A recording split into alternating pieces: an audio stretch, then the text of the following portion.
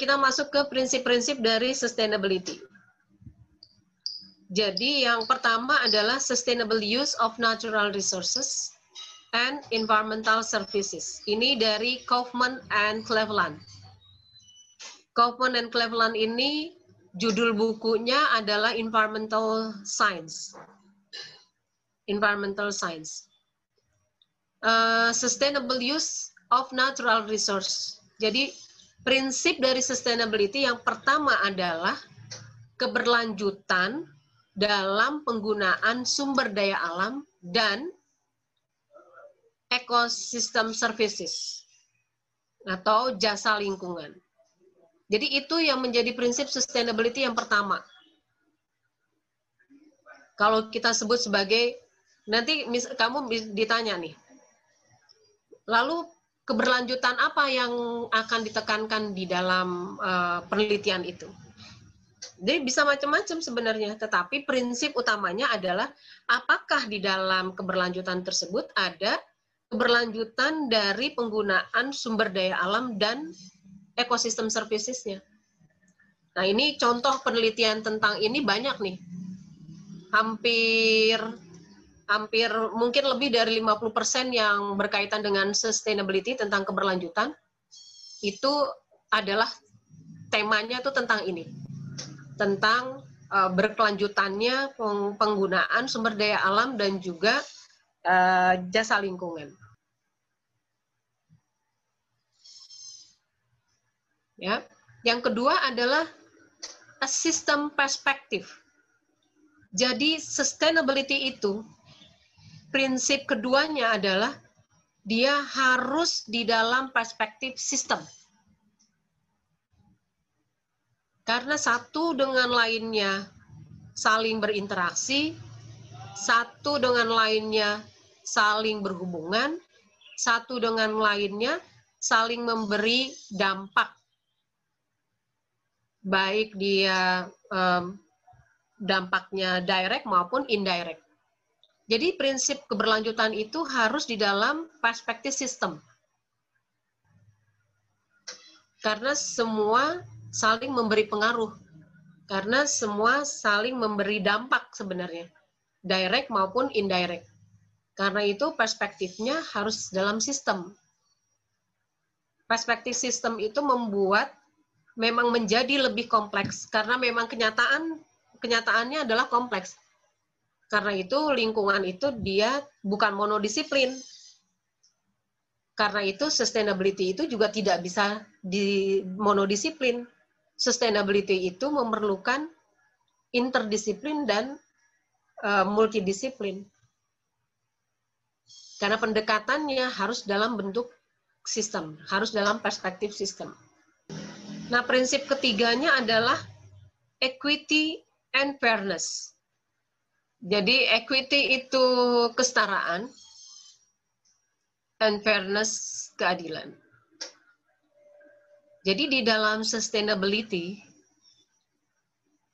prinsip ketiganya adalah harus ada kesetaraan dan keadilan yang bukan hanya untuk antroposentris, jadi untuk si manusianya maupun untuk lingkungannya.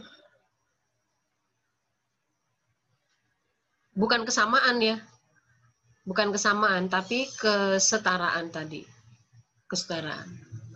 Dan kesetaraan tentu saja kesetaraan yang untuk ke human, untuk ke manusia, ke sistem sosial itu akan menjadi sangat penting ketika equity itu, kesetaraan itu mesti dipenuhi untuk terjadinya keberlanjutan. Ada banyak kasus di mana terjadi ketidakberlanjutan, itu disebabkan oleh adanya ketimpangan. Jadi semakin besar ketimpangan terjadi, semakin besar juga kemungkinan untuk terjadinya ketidakmampuan untuk berlanjut suatu masyarakat atau suatu sistem atau suatu wilayah.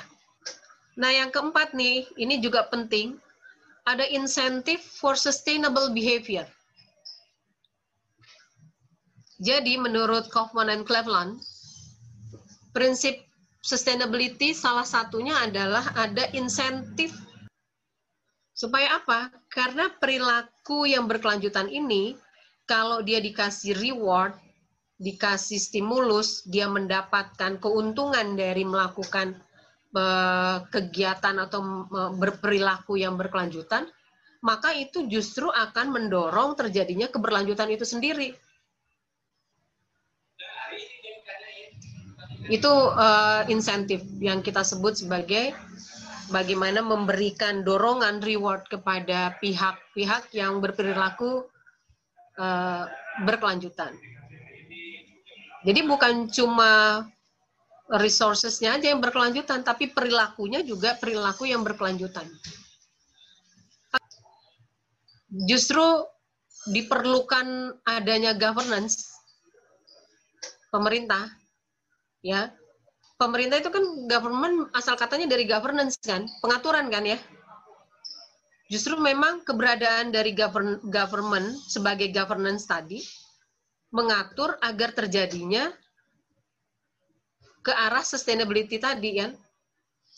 Jadi membuat policy, pemerintah itu mengatur dalam hal ini kan membuat peraturan, perundangan dan sebagainya yang mendorong agar penggunaan resources-nya menjadi sustainable, bahwa terjadinya equity, fairness gitu kan.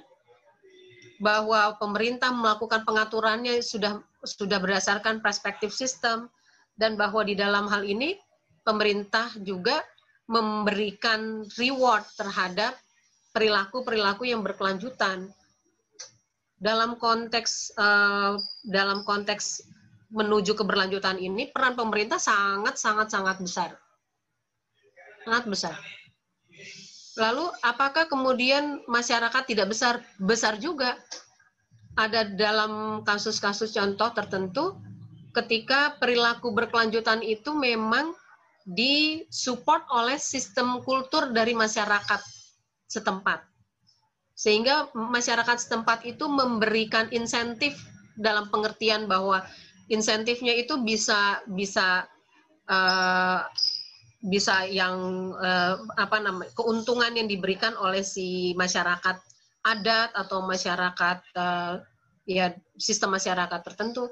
Disinsentifnya misalnya dia dikeluarkan dari adatnya, tidak diberikan lagi hak sebagai bagian dari komunitas adat dan sebagainya. Sistem sosial dan sistem masyarakat juga sangat berperan juga di dalam hal ini. Jadi sangat benar bahwa kalau misalnya pemerintah kemudian tidak memberikan insentifnya kepada yang unsustainable, justru yang bisa mendamage gitu kan ya. Nah, jadi dalam hal ini pemerintah sedang berjalan membelakangi sustainability. Nah, mengapa itu terjadi? Kita kenal yang namanya dalam kondisi seperti itu kita kenal namanya government failure atau kegagalan dari pemerintah. Government failure. Ide teori awalnya mengapa ada government adalah supaya terjadi pengaturan, karena kalau dibiarkan begitu saja nanti dominasi market yang akan besar. Teori ekonominya begitu.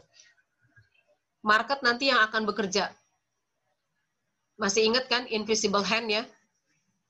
Invisible hand itu pasar yang akan bekerja. Maka pasar ini tidak pernah sama seperti yang Adam Smith sampaikan bahwa akan terjadi invisible hand lalu kemudian teratur begitu aja. Nah, karena itu si market ini, pasar, karena dia punya kepentingan yang sangat besar terhadap kepentingan kelompoknya, keuntungan dan sebagainya, maka ada governance. Governance ini kan untuk mencegah market failure tadi. Jadi kalau government-nya tidak mampu, maka government-nya juga menjadi failure. Jadi untuk keberlanjutan, governance dalam hal ini harus bisa membuat pengaturan yang meliputi 4 prinsip ini tadi.